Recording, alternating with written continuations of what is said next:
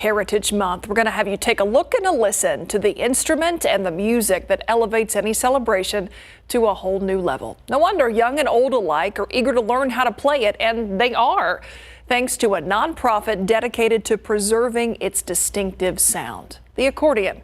Our Jesse Degollado takes it from here. Being this is Hispanic Heritage Month, what musical instrument says more about our Hispanic heritage than this? What is that? It's the sound of keeping a tradition alive. Thanks to Conjunto Heritage Taller. What better place to learn accordion than at Lermas? Once a West Side nightclub, now a historic landmark. And what better teacher than Benny Medina, the dean of accordion music. Yet even a Texas Conjunto Music Hall of Famer had to start somewhere. You know, I could already play a little bit, but I didn't really know what I was playing. Then he met the man who would be his mentor. Beto Garza. And I always say that name because I really give him credit for me learning. That is, until the students surpassed his mentor and the lessons stopped. He told me, because you already know more than I do. I wanted to cry, and I says, well, you're the one that showed me all this stuff. Yet while he was an electrician with CPS Energy, Medina formed his own band. Benny Medina, El Conjunto Águila. I was working, but we were recording. And sharing what he'd learned. It's said Benny Medina has taught thousands of students in his lifetime. He's already playing pretty good. Tócale algo. An engineer who grew up in Mexico. I've always been surrounded by the accordion and music. Little did Oscar Cantua know he'd be learning from one of the best. I started Googling and I was like, okay, like a big deal actually. Maybe a little added pressure, but Cantua stuck with it by watching the master. Trying to force my fingers to do like what I was seeing. He says it definitely takes hand-eye coordination. You don't have to just push the buttons, but you have to know when to pull, when to push. That's right, you said leave it out. Yeah. I failed miserably my first time at it, but I had fun trying. Unlike me, Cantua says it was a little easier for him, having learned other instruments like the tuba. An accordion is not a tuba. Yeah. But then again, he says, playing tuba and I was running out of breath, and like here I am like on the very last inch here. Fern Lozano is young for an old pro who's been playing since he was 5. I was more of a self-learner. But he says Benny Medina has helped him refine what he'd learned, and that's good for his band. Lozano says creating that sound at his fingertips on one hand and on the other the squeeze has changed his life. This is kind of like my passion. And a way to connect with his heritage. It's keeping the legacy alive for Conjunto music, because San Antonio and all Texas are known for Conjunto, Tejano, and Norteño.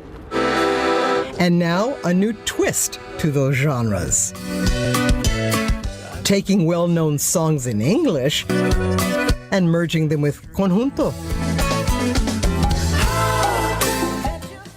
Jaime Guevara's musical recreations are getting nods from the original artists, like from Silk Sonic with Bruno Mars and Anderson .Paak. So I went to check on his Instagram, and he had shared, and I was jumping up and down.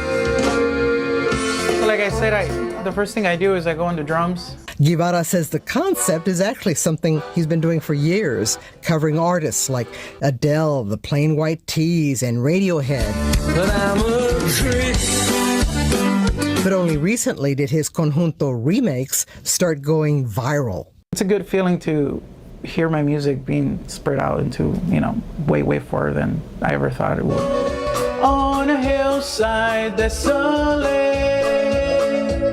Guevara's musical passion also started at an early age. My dad showed me when I was a kid. I was probably 9 years old. Those sounds and memories now help inspire what could be Guevara's next big hit. I just listen to a song, and then I think, oh, that probably sounds good in a cumbia, or that probably sounds good in a norteña. Often using the time-honored accordion that not only keeps Hispanic heritage alive, but also makes you want to dance and smile when you play it. Jessie Degollado, KSAT12 News. Now, classes at Conjunto Heritage Taller are open to the public. You can learn more at the link on our website. Plus, you can also see Jessie's full accordion lesson. You saw just a peek at her attempt, and in her words, it's a whole lot harder than it looks. You can watch that right now on KSAT12 and on our YouTube page. We'll be right back.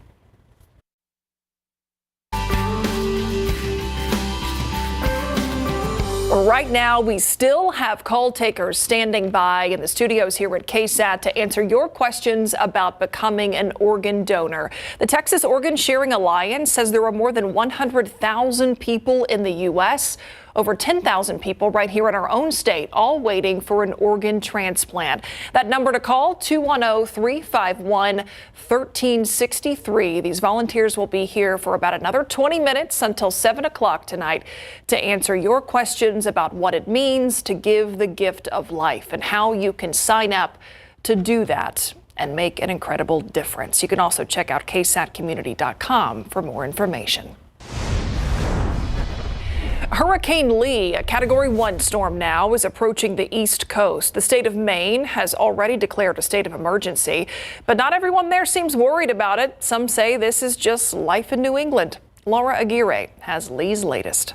This is what you get. When you live in New England, you get storms, and it's like a northeaster, so we ride those out. A ferry full of coastal storm veterans heading toward Nantucket this weekend, where Hurricane Lee is expected to deliver high storm surge, winds, and flooding in the hours ahead. And concern is rising among many New England emergency managers. This was a winter storm. It would be almost run of the mill, but because of the weather we've had all summer and the status of where we are in the season, we're a little more concerned about it. We're worried about the flooding and the high surf and the coastal erosion, and of course the power outages. Forecasters predict hurricane force winds and the heaviest rain in Maine through Saturday.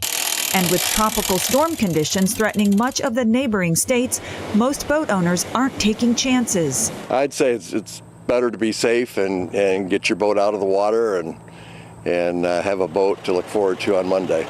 We start at 6 o'clock in the morning and go till the boys run out of steam. Been doing like 22, 23 boats a day. For commercial fishermen, the stakes are even higher. Our whole livelihood, everything you got is sitting on that mooring out there. And if someone runs into trouble offshore, we're getting our crews that operate those heavy weather boats ready to go for this weekend. I'm Laura Aguirre reporting.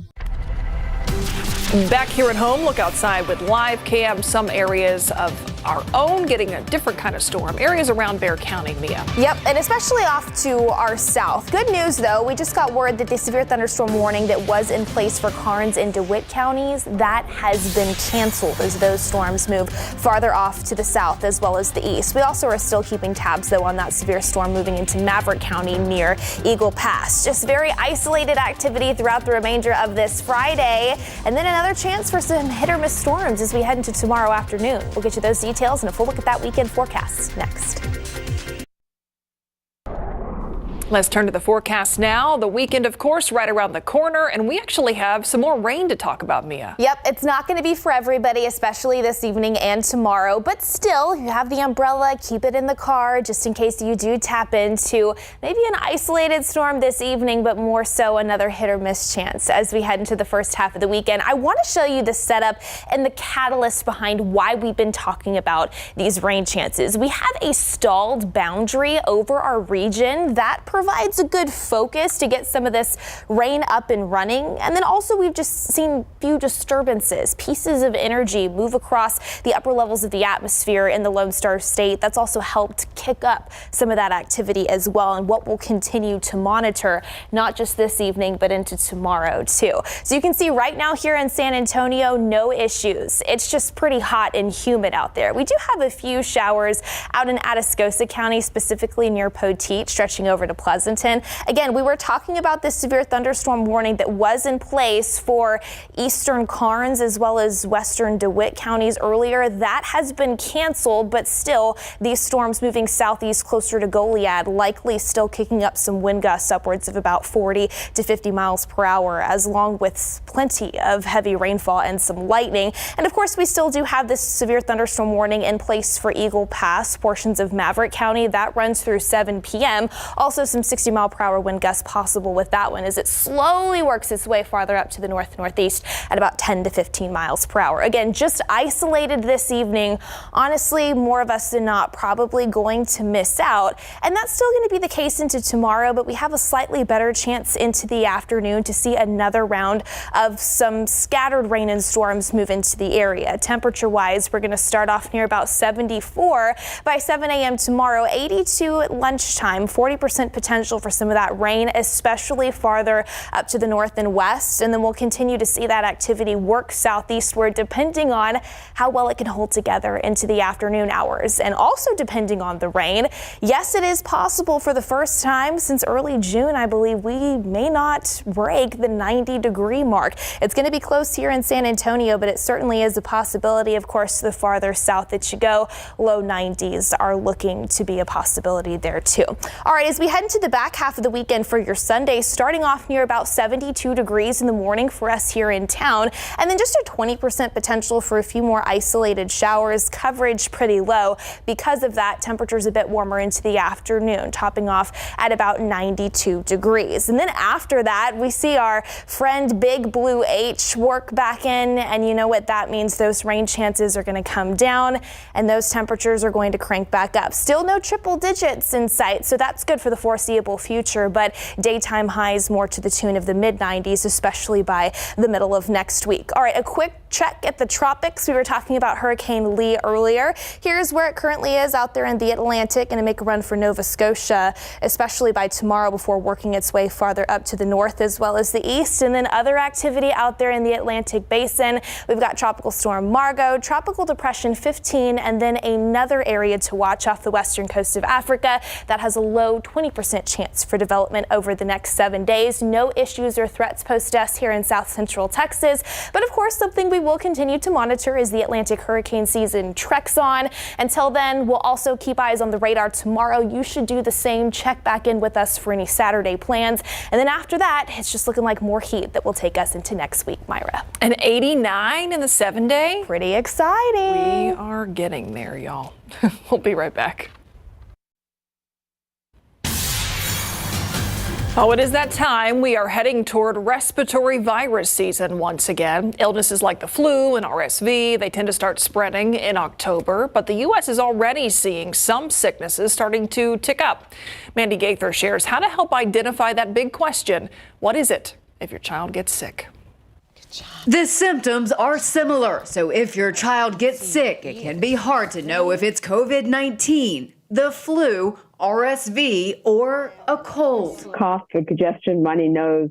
Those are common symptoms to all four of those viruses. Dr. Andy Shane with Children's Healthcare of Atlanta says there are ways to help distinguish between the illnesses. First, look at how quickly symptoms start. RSV and COVID are more gradual, usually in symptom onset, and may start with a runny nose and then progress to other symptoms. While COVID-19 is the current virus of concern with nearly 19,000 hospital admissions the past week, RSV levels are starting to pick up in the South with small increases in the West and middle of the country. Loss of appetite is classically something that we associate with RSV, but of course, loss of appetite can be associated with a lot of other infections as well. RSV symptoms may also include coughing, sneezing, fever, and wheezing. Colds usually peak within 2 to 3 days with cough, sore throat, runny or stuffy nose, watery eyes, and sneezing.